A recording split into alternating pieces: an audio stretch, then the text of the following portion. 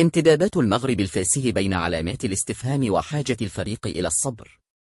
يعيش المغرب الفاسي مرحلة تقييم شاملة لانتداباته الأخيرة، بعدما أثارت مستويات بعض اللاعبين الجدد تساؤلات واسعة داخل الأوساط التقنية والجماهيرية. فقد ضم الفريق خلال سوق الانتقالات الماضية 3 لاعبين يملكون مؤهلات فردية واعدة، غير أن حضورهم داخل المستطيل الأخضر ظل محدودا هذا الموسم. بنجامين تانيمو، قلب دفاع لم يحصل على فرصته. المدافع النيجيري بنجامين تانيمو، البالغ من العمر 23 عاما، بريفة جيسن بي، مهاجم لم يمنح الوقت الكافي. المهاجم الإثيوبي بريفة جيسن بي، 22 عاما، بدوره لم يتح له إبراز قدراته الهجومية.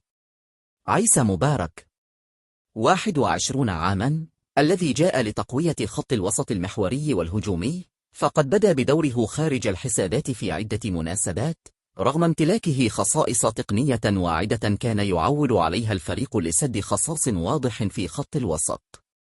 هل كان الانتداب خاطئا أم أن الوقت ما زال مبكرا؟ اللاعبون الثلاثة جاءوا بتزكية من المدير الرياضي بدر القدوري والمدرب بابلو فرانكو، غير أن محدودية مشاركاتهم هذا الموسم تثير الجدل حول مدى نجاح هذه الانتدابات.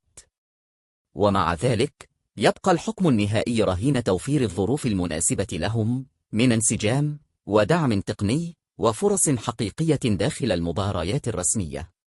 ومع بحث المغرب الفاسي عن تعزيزات جديدة، يظل السؤال مطروحا: هل افتقد النادي لحسن الاختيار، أم أنه يحتاج فقط إلى منح لاعبيه الوقت والثقة ليظهروا أفضل ما لديهم؟